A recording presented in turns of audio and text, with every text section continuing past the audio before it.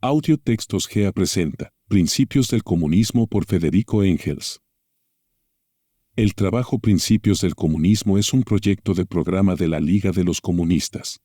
Lo escribió Engels en París por encargo del Comité Comarcal de la Liga. Como lo tenía por proyecto previo, Engels, en la carta a Marx del 23 al 24 de noviembre de 1847, propone renunciar a la forma de catecismo y redactar un programa de la Liga de los Comunistas en forma de manifiesto comunista. En el segundo Congreso de la Liga de los Comunistas, 29 de noviembre, 8 de diciembre, las opiniones de Marx y Engels fueron aprobadas por completo. Se les dio el encargo de redactar el programa de la Liga, que fue el manifiesto del Partido Comunista. Al escribirlo, los fundadores del marxismo utilizaron una serie de tesis expuestas en los principios del comunismo. En la obra Principios del Comunismo, Engels fundamentó teóricamente algunos principios programáticos y tácticos muy importantes del Partido Proletario. 1. ¿Qué es el comunismo? El comunismo es la doctrina de las condiciones de la liberación del proletariado. 2. ¿Qué es el proletariado? El proletariado es la clase social que consigue sus medios de subsistencia exclusivamente de la venta de su trabajo, y no del rédito de algún capital. Es la clase cuyas dicha y pena, vida y muerte y toda la existencia dependen de la demanda de trabajo, es decir, de los periodos de crisis y de prosperidad de los negocios, de las fluctuaciones de una competencia desenfrenada. Dicho en pocas palabras, el proletariado, o la clase de los proletarios, es la clase trabajadora del siglo XIX. 3. ¿Quiere decir que los proletarios no han existido siempre? No. Las clases pobres y trabajadoras han existido siempre, siendo pobres en la mayoría de los casos. Ahora bien, los pobres, los obreros que viviesen en las condiciones que acabamos de señalar, o sea los proletarios, no han existido siempre, del mismo modo que la competencia no ha sido siempre libre y desenfrenada. 4. ¿Cómo apareció el proletariado? El proletariado nació a raíz de la Revolución Industrial, que se produjo en Inglaterra en la segunda mitad del siglo pasado y se repitió luego en todos los países civilizados del mundo. Dicha revolución se debió al invento de la máquina de vapor, de las diversas máquinas de hilar, del telar mecánico y de toda una serie de otros dispositivos mecánicos. Estas máquinas, que costaban muy caras y, por eso, solo estaban al alcance de los grandes capitalistas, transformaron completamente el antiguo modo de producción y desplazaron a los obreros anteriores, puesto que las máquinas producían mercancías más baratas y mejores que las que podían hacer estos con ayuda de sus ruecas y telares imperfectos. Las máquinas pusieron la industria enteramente en manos de los grandes capitalistas y redujeron a la nada el valor de la pequeña propiedad de los obreros, instrumentos, telares, etc. De modo que los capitalistas pronto se apoderaron de todo, y los obreros se quedaron con nada. Así se instauró en la producción de tejidos el sistema fabril. En cuanto se dio el primer impulso a la introducción de máquinas y al sistema fabril, este último se propagó rápidamente en las demás ramas de la industria, sobre todo en el estampado de tejidos, la impresión de libros, la alfarería y la metalurgia. El trabajo comenzó a dividirse más y más entre los obreros individuales de tal manera que el que antes efectuaba todo el trabajo pasó a realizar nada más que una parte del mismo. Esta división del trabajo permitió fabricar los productos más rápidamente y, por consecuencia, de modo más barato. Ello redujo la actividad de cada obrero a un procedimiento mecánico, muy sencillo, constantemente repetido, que la máquina podía realizar con el mismo éxito o incluso mucho mejor.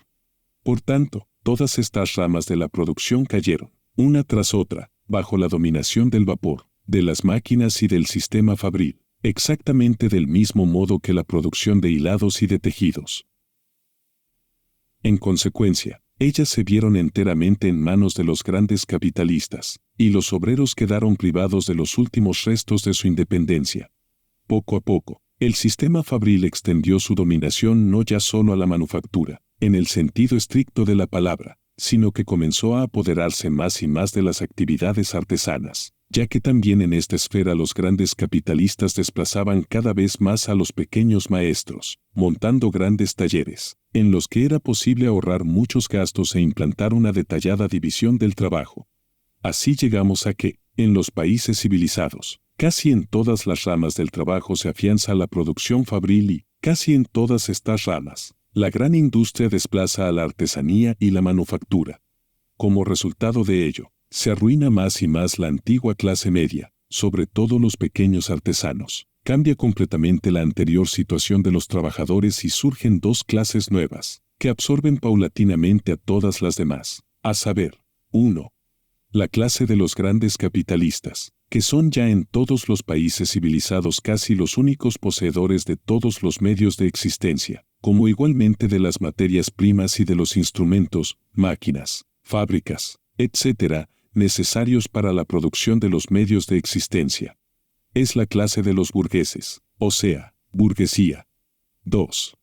La clase de los completamente desposeídos, de los que en virtud de ello se ven forzados a vender su trabajo a los burgueses, al fin de recibir en cambio los medios de subsistencia necesarios para vivir. Esta clase se denomina la clase de los proletarios, o sea, proletariado. V. ¿En qué condiciones se realiza esta venta del trabajo de los proletarios a los burgueses? El trabajo es una mercancía como otra cualquiera, y su precio depende, por consiguiente, de las mismas leyes que el de cualquier otra mercancía. Pero, el precio de una mercancía, bajo el dominio de la gran industria o de la libre competencia, que es lo mismo, como lo veremos más adelante, es, por término medio, siempre igual a los gastos de producción de dicha mercancía. Por tanto, el precio del trabajo es también igual al costo de producción del trabajo. Ahora bien, el costo de producción del trabajo consta precisamente de la cantidad de medios de subsistencia indispensables para que el obrero esté en condiciones de mantener su capacidad de trabajo y para que la clase obrera no se extinga. El obrero no percibirá por su trabajo más que lo indispensable para ese fin. El precio del trabajo o el salario será, por consiguiente, el más bajo, constituirá el mínimo de lo indispensable para mantener la vida. Pero, por cuanto en los negocios existen periodos mejores y peores, el obrero percibirá unas veces más, otras menos, exactamente de la misma manera que el fabricante cobra unas veces más, otras menos, por sus mercancías. Y, al igual que el fabricante, que, por término medio, contando los tiempos buenos y los malos, no percibe por sus mercancías ni más ni menos que su costo de producción, el obrero percibirá, por término medio, ni más ni menos que ese mínimo. Esta ley económica del salario se aplicará más rigurosamente en la medida en que la gran industria vaya penetrando en todas las ramas de la producción. D. ¿Qué clases trabajadores existían antes de la revolución industrial? Las clases trabajadoras han vivido en distintas condiciones, según las diferentes fases de desarrollo de la sociedad, y han ocupado posiciones distintas respecto de las clases poseedoras y dominantes. En la antigüedad, los trabajadores eran esclavos de sus amos, como lo son todavía en un gran número de países atrasados e incluso en la parte meridional de los Estados Unidos. En la Edad Media eran siervos de los nobles propietarios de tierras, como lo son todavía en Hungría, Polonia y Rusia. Además, en la Edad Media, hasta la Revolución Industrial, existían en las ciudades oficiales artesanos que trabajaban al servicio de la pequeña burguesía y, poco a poco, en la medida del progreso de la manufactura, comenzaron a aparecer obreros de manufactura que iban a trabajar contratados por grandes capitalistas. 7. ¿Qué diferencia hay entre el proletario y el esclavo? El esclavo está vendido de una vez y para siempre. En cambio, el proletario tiene que venderse el mismo cada día y cada hora. Todo esclavo individual, propiedad de un señor determinado, tiene ya asegurada su existencia por miserable que sea, por interés de éste. En cambio el proletario individual es, valga la expresión, propiedad de toda la clase de la burguesía. Su trabajo no se compra más que cuando alguien lo necesita, por cuya razón no tiene la existencia asegurada. Esta existencia está asegurada únicamente a toda la clase de los proletarios. El esclavo está fuera de la competencia. El proletario se halla sometido a ello y siente todas sus fluctuaciones. El esclavo es considerado como una cosa, y no miembro de la sociedad civil. El proletario es reconocido como persona, como miembro de la sociedad civil. Por consiguiente, el esclavo puede tener una existencia mejor que el proletario, pero este último pertenece a una etapa superior de desarrollo de la sociedad y se encuentra a un nivel más alto que el esclavo. Este se libera cuando de todas las relaciones de la propiedad privada no suprime más que una, la relación de esclavitud, gracias a lo cual solo entonces se convierte en proletario. En cambio, el proletario solo puede liberarse suprimiendo toda la propiedad privada en general. 8. ¿Qué diferencia hay entre el proletario y el siervo? El siervo posee en propiedad y usufructo un instrumento de producción y una porción de tierra, a cambio de lo cual entrega una parte de su producto o cumple ciertos trabajos.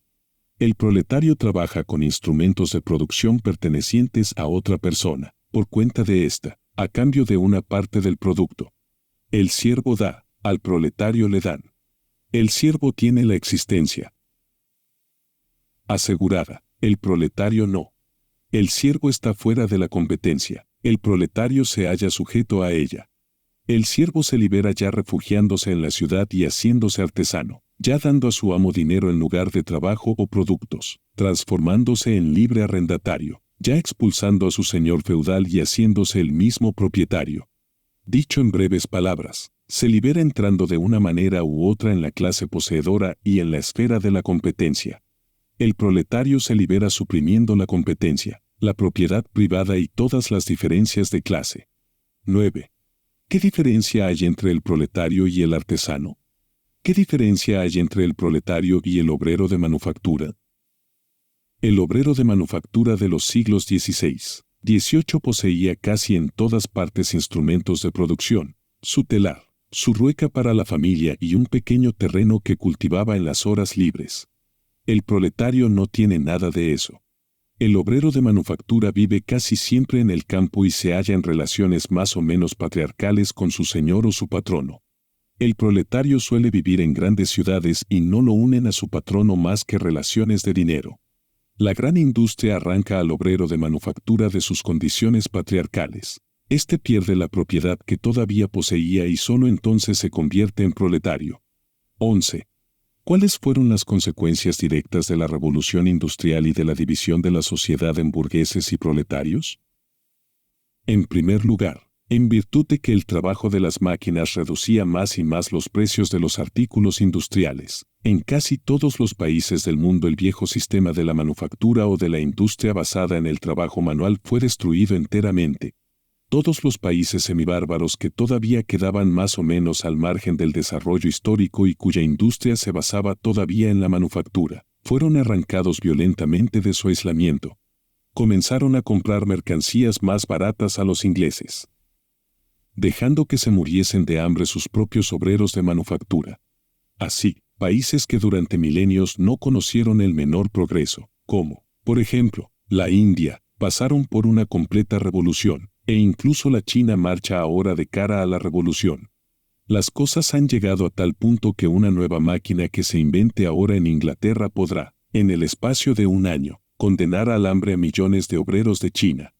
De este modo, la gran industria ha ligado los unos a los otros a todos los pueblos de la tierra, ha unido en un solo mercado mundial todos los pequeños mercados locales, ha preparado por doquier el terreno para la civilización y el progreso y ha hecho las cosas de tal manera que todo lo que se realiza en los países civilizados debe necesariamente repercutir en todos los demás. Por tanto, si los obreros de Inglaterra o de Francia se liberan ahora, ello debe suscitar revoluciones en todos los demás países, revoluciones que tarde o temprano culminarán también allí en la liberación de los obreros. En segundo lugar, en todas las partes en que la gran industria ocupó el lugar de la manufactura, la burguesía aumentó extraordinariamente su riqueza y poder y se erigió en primera clase del país. En consecuencia, en todas las partes en las que se produjo ese proceso, la burguesía tomó en sus manos el poder político y desalojó las clases que dominaban antes, la aristocracia, los maestros de gremio y la monarquía absoluta, que representaba a la una y a los otros. La burguesía acabó con el poderío de la aristocracia y de la nobleza, suprimiendo el mayorazgo o la inalienabilidad de la posesión de tierras, como también todos los privilegios de la nobleza. Destruyó el poderío de los maestros de gremio, eliminando todos los gremios y los privilegios gremiales. En el lugar de unos y otros puso la libre competencia, es decir, Un estado de la sociedad en la que cada cual tenía derecho a dedicarse a la rama de la industria que le gustase y nadie podía impedírselo a no ser la falta de capital necesario para tal actividad. Por consiguiente, la implantación de la libre competencia es la proclamación pública de que, de ahora en adelante, los miembros de la sociedad no son iguales entre sí únicamente en la medida en que no lo son sus capitales, que el capital se convierte en la fuerza decisiva y que los capitalistas, o sea, los burgueses, se erigen así en la primera clase de la sociedad. Ahora bien, la libre competencia es indispensable en el periodo inicial del desarrollo de la gran industria, porque es el único régimen social con el que la gran industria puede progresar.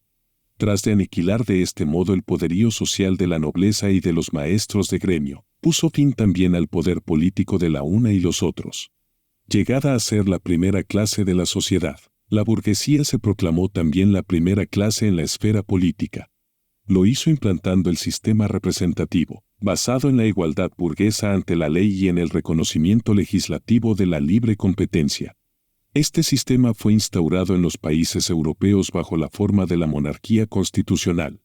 En dicha monarquía solo tienen derecho de voto los poseedores de cierto capital, es decir, únicamente los burgueses. Estos electores burgueses eligen a los diputados, y estos diputados burgueses, valiéndose del derecho a negar los impuestos, eligen un gobierno burgués.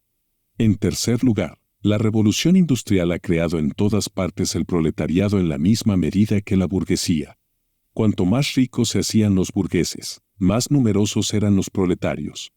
Visto que solo el capital puede dar ocupación a los proletarios y que el capital solo aumenta cuando emplea trabajo, el crecimiento del proletariado se produce en exacta correspondencia con el del capital. Al propio tiempo, la revolución industrial agrupa a los burgueses y a los proletarios en grandes ciudades, en las que es más ventajoso fomentar la industria, y can esa concentración de grandes masas. En un mismo lugar le inculca a los proletarios la conciencia de su fuerza. Luego, en la medida del progreso de la revolución industrial, en la medida en que se inventan nuevas máquinas, que eliminan el trabajo manual, la gran industria ejerce una presión creciente sobre los salarios y los reduce, como hemos dicho, al mínimo, haciendo la situación del proletariado cada vez más insoportable. Así, por una parte, como consecuencia del descontento creciente del proletariado y, por la otra, del crecimiento del poderío de éste, la revolución industrial prepara la revolución social que ha de realizar el proletariado. 12. ¿Cuáles han sido las consecuencias siguientes de la revolución industrial? La gran industria creó, con la máquina de vapor y otras máquinas, los medios de aumentar la producción industrial rápidamente, a bajo costo y hasta el infinito.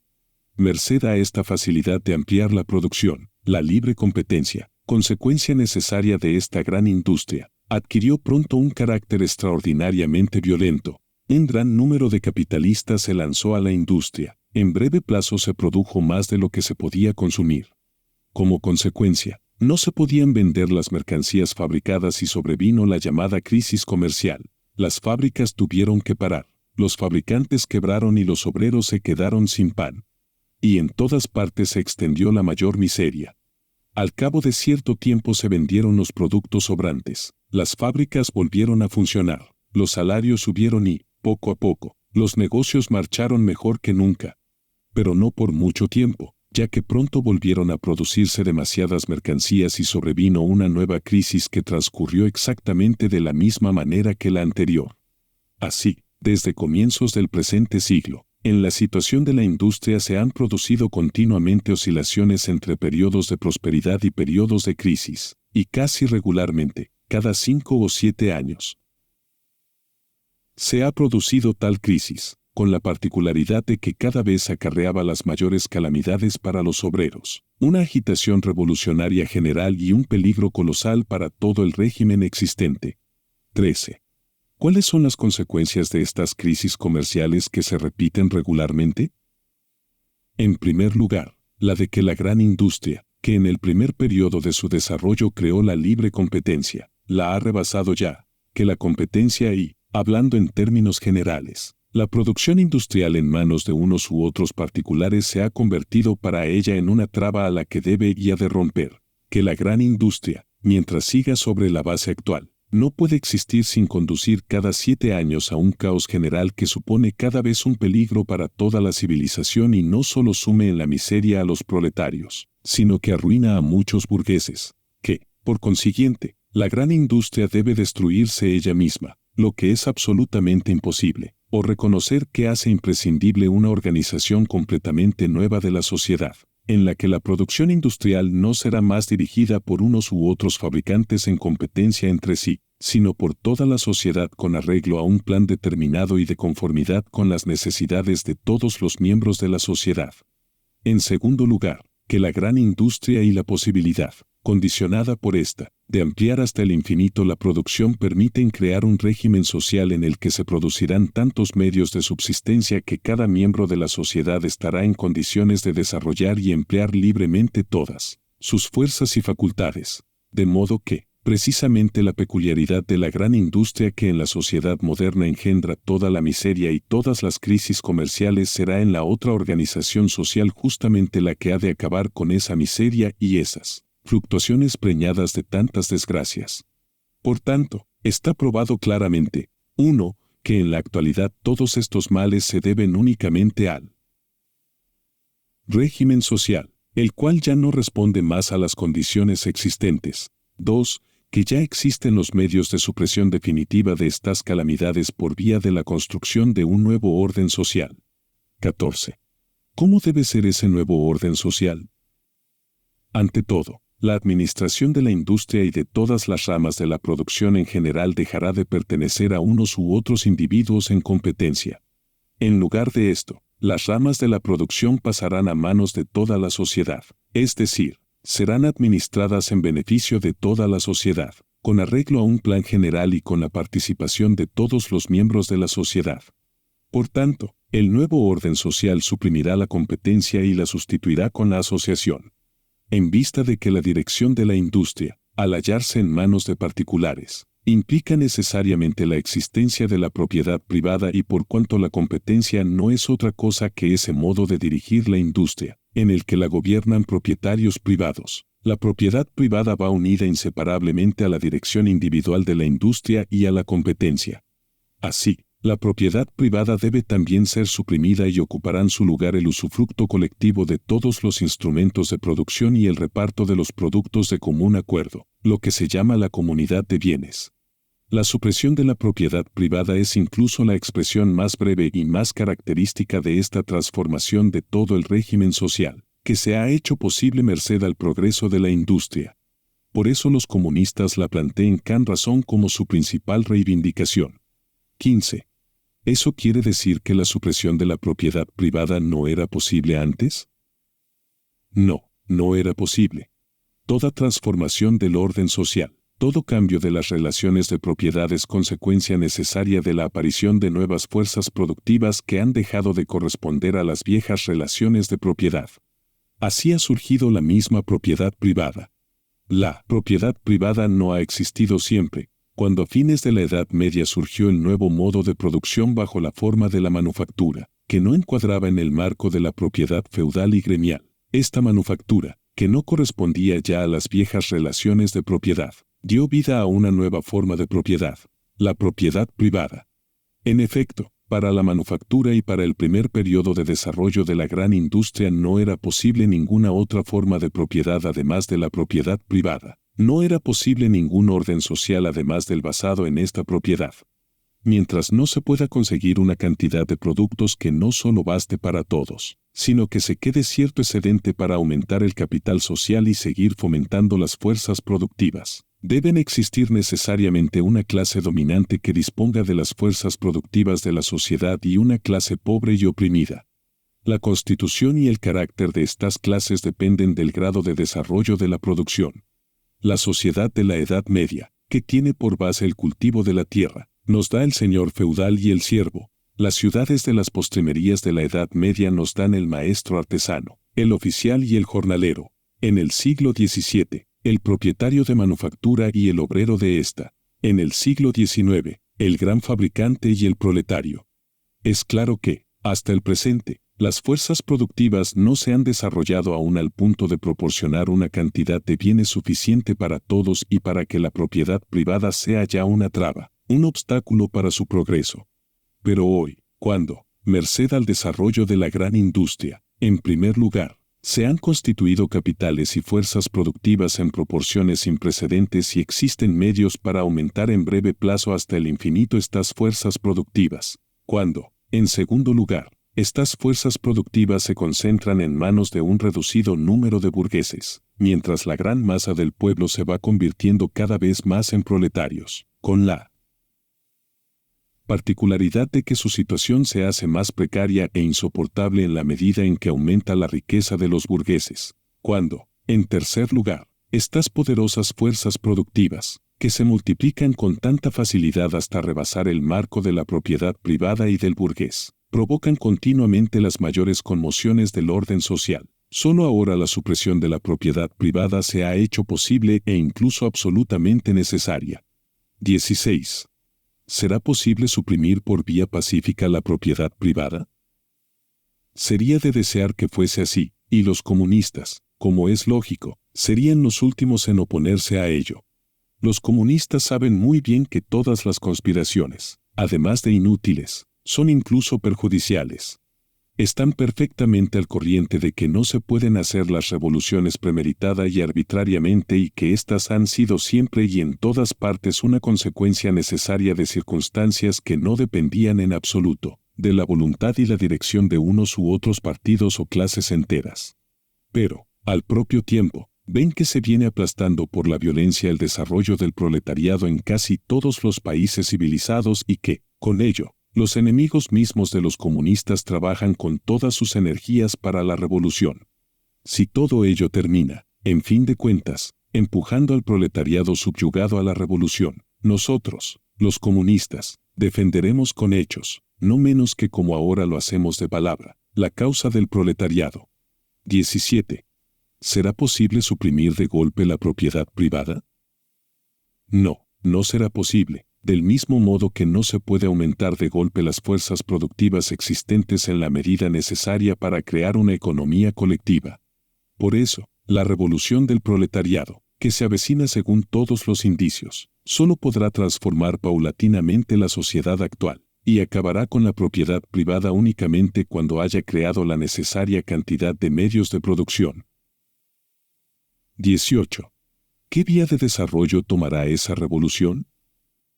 Establecerá, ante todo, un régimen democrático y, por tanto, directa o indirectamente, la dominación política del proletariado. Directamente en Inglaterra, donde los proletarios constituyen ya la mayoría del pueblo. Indirectamente en Francia y en Alemania, donde la mayoría del pueblo no consta únicamente de proletarios, sino, además, de pequeños campesinos y pequeños burgueses de la ciudad, que se encuentran solo en la fase de transformación en proletariado y que, en lo tocante a la satisfacción de sus intereses políticos, dependen cada vez más del proletariado, por cuya razón han de adherirse pronto a las reivindicaciones de éste. Para ello, quizá, se necesite una nueva lucha que, sin embargo, no puede tener otro desenlace que la victoria del proletariado. La democracia sería absolutamente inútil para el proletariado si no la utilizara inmediatamente como medio para llevar a cabo amplias medidas que atentasen directamente contra la propiedad privada y asegurasen la existencia del proletariado. Las medidas más importantes, que dimanan necesariamente de las condiciones actuales, son: 1. Restricción de la propiedad privada mediante el impuesto progresivo, el alto impuesto sobre las herencias, la abolición del derecho de herencia en las líneas laterales, hermanos, sobrinos, etc. Préstamos forzosos, etc. 2. Expropiación gradual de los propietarios agrarios, fabricantes, propietarios de ferrocarriles y buques, parcialmente con ayuda de la competencia por parte de la industria estatal y, parcialmente de modo directo, con indemnización en asignados. 3. Confiscación de los bienes de todos los emigrados y de los rebeldes contra la mayoría del pueblo. 4. Organización del trabajo y ocupación de los proletarios en fincas, fábricas y talleres nacionales, con lo cual se eliminará la competencia entre los obreros, y los fabricantes que queden tendrán que pagar salarios tan altos como el Estado. 5. Igual deber obligatorio de trabajo para todos los miembros de la sociedad hasta la supresión completa de la propiedad privada.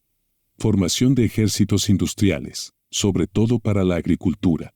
6. Centralización de los créditos y la banca en las manos del Estado a través del Banco Nacional, con capital del Estado.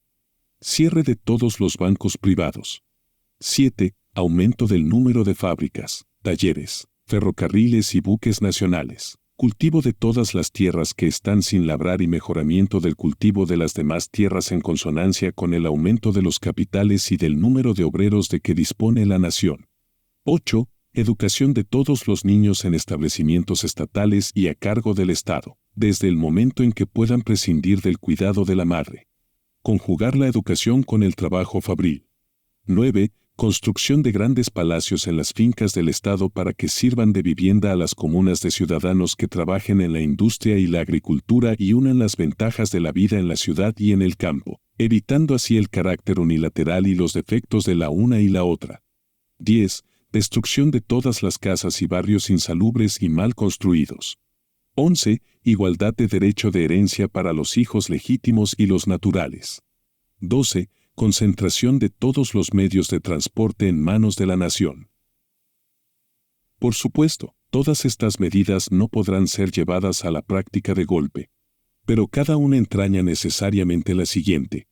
Una vez emprendido el primer ataque radical contra la propiedad privada, el proletariado se verá obligado a seguir siempre adelante y a concentrar más y más en las manos del Estado todo el capital, toda la agricultura, toda la industria, todo el transporte y todo el cambio. Este es el objetivo a que conducen las medidas mencionadas. Ellas serán aplicables y surtirán su efecto centralizador exactamente en el mismo grado en que el trabajo del proletariado multiplique las fuerzas productivas del país. Finalmente, cuando todo el capital, toda la producción y todo el cambio estén concentrados en las manos de la nación, la propiedad privada dejará de existir de por sí, el dinero se hará superfluo. La producción aumentará y los hombres cambiarán tanto que se podrán suprimir también las últimas formas de relaciones de la vieja sociedad. 19. ¿Es posible esta revolución en un solo país? No. La gran industria, al crear el mercado mundial, ha unido ya tan estrechamente todos los pueblos del globo terrestre, sobre todo los pueblos civilizados, que cada uno depende de lo que ocurre en la tierra del otro. Además, ha nivelado en todos los países civilizados el desarrollo social a tal punto que en todos estos países la burguesía y el proletariado se han erigido en las dos clases decisivas de la sociedad, y la lucha entre ellas se ha convertido en la principal lucha de nuestros días. Por consecuencia, la revolución comunista no será una revolución puramente nacional, sino que se producirá simultáneamente en todos los países civilizados, es decir, al menos en Inglaterra, en América, en Francia y en Alemania. Esta deducción sobre la posibilidad de la victoria de la revolución proletaria solo en el caso de que se hiciera simultáneamente en los países capitalistas adelantados y, por consiguiente, de la imposibilidad del triunfo de la revolución en un solo país, y que obtuvo la forma más acabada en el trabajo de Engels Principios del Comunismo 1847 era acertada para el periodo del capitalismo premonopolista.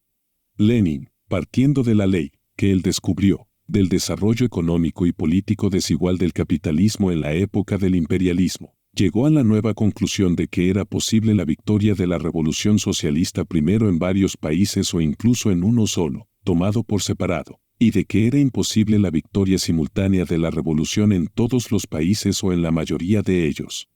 La fórmula de esta nueva deducción se dio por vez primera en el artículo de Lenin La consigna de los Estados Unidos de Europa 1915. Ella se desarrollará en cada uno de estos países más rápidamente o más lentamente, dependiendo del grado en que esté en cada uno de ellos más desarrollada la industria, en que se hayan acumulado más riquezas y se disponga de mayores fuerzas productivas. Por eso será más lenta y difícil en Alemania y más rápida y fácil en Inglaterra.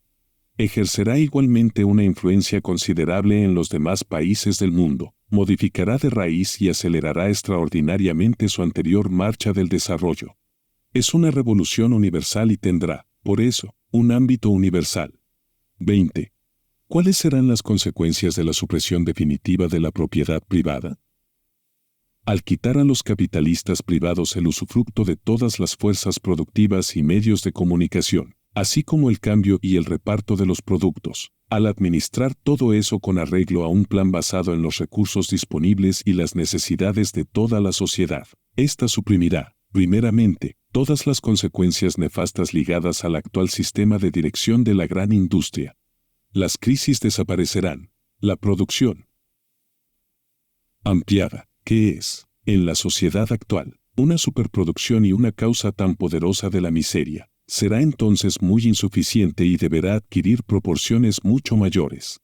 En lugar de engendrar la miseria, la producción superior a las necesidades perentorias de la sociedad permitirá satisfacer las demandas de todos los miembros de ésta, engendrará nuevas demandas y creará, a la vez, los medios de satisfacerlas. Será la condición y la causa de un mayor progreso y lo llevará a cabo, sin suscitar, como antes, el trastorno periódico de todo el orden social. La gran industria, liberada de las trabas de la propiedad privada, se desarrollará en tales proporciones que, comparado con ellas, su estado actual parecerá tan mezquino como la manufactura al lado de la gran industria moderna. Este avance de la industria brindará a la sociedad suficiente cantidad de productos para satisfacer las necesidades de todos. Del mismo modo, la agricultura, en la que, debido al yugo de la propiedad privada y al fraccionamiento de las parcelas, resulta difícil el empleo de los perfeccionamientos ya existentes y de los adelantos de la ciencia, experimentará un nuevo auge y ofrecerá a disposición de la sociedad una cantidad suficiente de productos. Así, la sociedad producirá lo bastante para organizar la distribución con vistas a cubrir las necesidades de todos sus miembros. Con ello quedará superflua la división de la sociedad en clases distintas y antagónicas. Dicha división, además de superflua, será incluso incompatible con el nuevo régimen social. La existencia de clases se debe a la división del trabajo, y esta última, bajo su forma actual, desaparecerá enteramente, ya que, para elevar la producción industrial y agrícola al mencionado nivel no bastan solo los medios auxiliares mecánicos y químicos. Es preciso desarrollar correlativamente las aptitudes de los hombres que emplean estos medios. Al igual que en el siglo pasado, cuando los campesinos y los obreros de las manufacturas, tras de ser incorporados a la gran industria, modificaron todo su régimen de vida y se volvieron completamente otros. La dirección colectiva de la producción por toda la sociedad y el nuevo progreso de dicha producción que resultará de ello necesitarán hombres nuevos y los formarán. La gestión colectiva de la producción no puede correr a cargo de los hombres tales como lo son hoy, hombres que dependen cada cual de una rama determinada de la producción, están aferrados a ella, son explotados por ella, desarrollan nada más que un aspecto de sus aptitudes a cuenta de todos los otros y solo conocen una rama o parte de alguna rama de toda la producción. La industria de nuestros días está ya cada vez menos en condiciones de emplear tales hombres.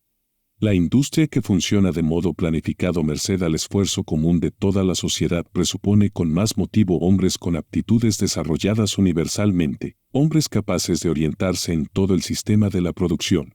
Por consiguiente, desaparecerá del todo la división del trabajo, minada ya en la actualidad por la máquina, la división que hace que uno sea campesino, otro, zapatero, un tercero, obrero fabril, y un cuarto, especulador de la bolsa. La educación dará a los jóvenes la posibilidad de asimilar rápidamente en la práctica todo el sistema de producción y les permitirá pasar sucesivamente de una rama de la producción a otra, según sean las necesidades de la sociedad o sus propias inclinaciones.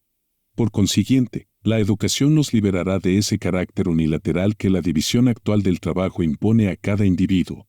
Así, la sociedad organizada sobre bases comunistas dará a sus miembros la posibilidad de emplear en todos los aspectos sus facultades desarrolladas universalmente. Pero, con ello desaparecerán inevitablemente las diversas clases. Por tanto, de una parte, la sociedad organizada sobre bases comunistas es incompatible con la existencia de clases y, de la otra, la propia construcción de esa sociedad brinda los medios para suprimir las diferencias de clase. De ahí se desprende que ha de desaparecer igualmente la oposición entre la ciudad y el campo. Unos mismos hombres se dedicarán al trabajo agrícola y al industrial, en lugar de dejar que lo hagan dos clases diferentes. Esto es una condición necesaria de la asociación comunista y por razones muy materiales. La dispersión de la población rural dedicada a la agricultura, a la par con la concentración de la población industrial en las grandes ciudades, corresponde solo a una etapa todavía inferior de desarrollo de la agricultura y la industria y es un obstáculo para el progreso, cosa que se hace ya sentir con mucha fuerza. La asociación general de todos los miembros de la sociedad al objeto de utilizar colectiva y racionalmente las fuerzas productivas, el fomento de la producción en proporciones suficientes para cubrir las necesidades de todos, la liquidación del estado de cosas en el que las necesidades de unos se satisfacen a costa de otros, la supresión completa de las clases y del antagonismo entre ellas, el desarrollo universal de las facultades de todos los miembros de la sociedad merced a la eliminación de la anterior división del trabajo, mediante la educación industrial, merced al cambio de actividad, a la participación de todos en el usufructo de los bienes creados por todos y, finalmente, mediante la fusión de la ciudad con el campo serán los principales resultados de la supresión de la propiedad privada. 21. ¿Qué influencia ejercerá el régimen social comunista en la familia? Las relaciones entre los sexos tendrán un carácter puramente privado, perteneciente solo a las personas que toman parte en ellas, sin el menor motivo para la injerencia de la sociedad. Eso es posible merced a la supresión de la propiedad privada y a la educación de los niños por la sociedad, con lo cual se destruyen las dos bases del matrimonio actual ligadas a la propiedad privada, la dependencia de la mujer respecto del hombre y la dependencia de los hijos respecto de los padres. En ello reside, precisamente, la respuesta a los alaridos altamente moralistas de los burguesotes con motivo de la comunidad de las mujeres, que, según estos, quieren implantar los comunistas. La comunidad de las mujeres es un fenómeno que pertenece enteramente a la sociedad burguesa y existe hoy plenamente bajo la forma de prostitución. Pero, la prostitución descansa en la propiedad privada y desaparecerá junto con ella. Por consiguiente, la organización comunista, en lugar de implantar la comunidad de las mujeres, la suprimirá. 22. ¿Cuál será la actitud de la organización comunista hacia las nacionalidades existentes? 23. ¿Cuál será su actitud hacia las religiones existentes? Sí. ¿Cuál es la diferencia entre los comunistas y los socialistas? Los llamados socialistas se dividen en tres categorías. La primera consta de partidarios de la sociedad feudal y patriarcal, que ha sido destruida y sigue siéndolo a diario por la gran industria, el comercio mundial y la sociedad burguesa creada por ambos. Esta categoría saca de los males de la sociedad moderna la conclusión de que hay que restablecer la sociedad feudal y patriarcal, ya que estaba libre de estos males. Todas sus propuestas persiguen, directa o indirectamente, este objetivo. Los comunistas lucharán siempre enérgicamente contra esa categoría de socialistas reaccionarios, pese a su fingida compasión de la miseria del proletariado y las amargas lágrimas que vierten con tal motivo, puesto que estos socialistas, 1. Se proponen un objetivo absolutamente imposible, 2. Se esfuerzan por restablecer la dominación de la aristocracia, los maestros de gremio y los propietarios de manufacturas, con su séquito de monarcas absolutos o feudales, funcionarios, soldados y curas, una sociedad que, cierto, estaría libre de los vicios de la sociedad actual, pero, en cambio, acarrearía, cuando menos, otros tantos males y, además, no ofrecería la menor perspectiva de liberación, con ayuda de la organización comunista, de los obreros oprimidos. 3. Muestran sus verdaderos sentimientos cada vez que el proletariado se hace revolucionario y comunista. Se alían inmediatamente a la burguesía contra los proletarios. La segunda categoría consta de partidarios de la sociedad actual, a los que los males necesariamente provocados por esta inspiran temores en cuanto a la existencia de la misma. Ellos quieren, por consiguiente, conservar la sociedad actual, pero suprimir los males ligados a ella. A tal objeto, unos proponen medidas de simple beneficencia, otros, grandiosos planes de reformas que, sobre texto de reorganización de la sociedad, se plantean el mantenimiento de las bases de la sociedad actual y, con ello, la propia sociedad actual. Los comunistas deberán igualmente combatir con energía contra estos socialistas burgueses, puesto que estos trabajan para los enemigos de los comunistas y defienden la sociedad que los comunistas quieren destruir. Finalmente, la tercera categoría consta de socialistas democráticos. Al seguir el mismo camino que los comunistas, se proponen llevar a cabo una parte de las medidas señaladas en la pregunta 5, pero no como medidas de transición al comunismo, sino como un medio suficiente para acabar con la miseria y los males de la sociedad actual. Estos socialistas democráticos son proletarios que no ven todavía con bastante claridad las condiciones de su liberación, o representantes de la pequeña burguesía, es decir, de la clase que, hasta la conquista de la democracia y la aplicación de las medidas socialistas dimanantes de esta, tiene en muchos aspectos los mismos intereses que los proletarios. Por eso, los comunistas se entenderán con esos socialistas democráticos en los momentos de acción y deben, en general, atenerse en esas ocasiones y en lo posible a una política común con ellos, siempre que estos socialistas no se pongan al servicio de la burguesía dominante y no ataquen a los comunistas. Por supuesto, estas acciones comunes no excluyen la discusión de las divergencias que existen entre ellos y los comunistas. 25. ¿Cuál es la actitud de los comunistas hacia los demás partidos políticos de nuestra época? Esta actitud es distinta en los diferentes países. En Inglaterra, Francia y Bélgica, en las que domina la burguesía, los comunistas todavía tienen intereses comunes con diversos partidos democráticos, con la particularidad de que esta comunidad de intereses es tanto mayor cuanto más los demócratas se acercan a los objetivos de los comunistas en las medidas socialistas que los demócratas defienden ahora en todas partes, es decir, cuanto más clara y explícitamente defienden los intereses del proletariado y cuanto más se apoyan en el proletariado. En Inglaterra, por ejemplo, los cartistas, que constan de obreros, se aproximan inconmensurablemente más a los comunistas que los pequeñoburgueses democráticos o los llamados radicales. En Norteamérica, donde ha sido proclamada la Constitución Democrática, los comunistas deberán apoyar al partido que quiere encaminar esta Constitución contra la burguesía y utilizarla en beneficio del proletariado, es decir, al Partido de la Reforma Agraria Nacional. En Suiza, los radicales, aunque constituyen todavía un partido de composición muy heterogénea, son, no obstante, los únicos con los que los comunistas pueden concertar acuerdos, y entre estos radicales los más progresistas son los de Band y los de Ginebra. Finalmente, en Alemania está todavía por delante la lucha decisiva entre la burguesía y la monarquía absoluta.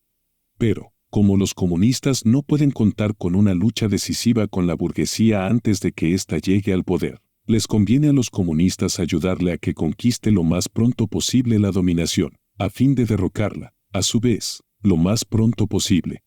Por tanto, en la lucha de la burguesía liberal contra los gobiernos, los comunistas deben estar siempre del lado de la primera, precaviéndose, no obstante, contra el autoengaño en que incurre la burguesía y sin fiarse en las aseveraciones seductoras de esta acerca de las benéficas consecuencias que, según ella, traerá al proletariado la victoria de la burguesía. Las únicas ventajas que la victoria de la burguesía brindará a los comunistas serán: 1. Diversas concesiones que aliviarán a los comunistas la defensa, la discusión y la propagación de sus principios y, por tanto, aliviarán la cohesión del proletariado en una clase organizada, estrechamente unida y dispuesta a la lucha. Y 2. La seguridad de que el día en que caigan los gobiernos absolutistas, llegará la hora de la lucha entre los burgueses y los proletarios. A partir de ese día, la política del Partido de los Comunistas será aquí la misma que en los países donde domina ya la burguesía. Escrito por F. Engels a fines de octubre y en noviembre de 1847. Publicado por vez primera como edición aparte en 1914. Audio Textos Gea.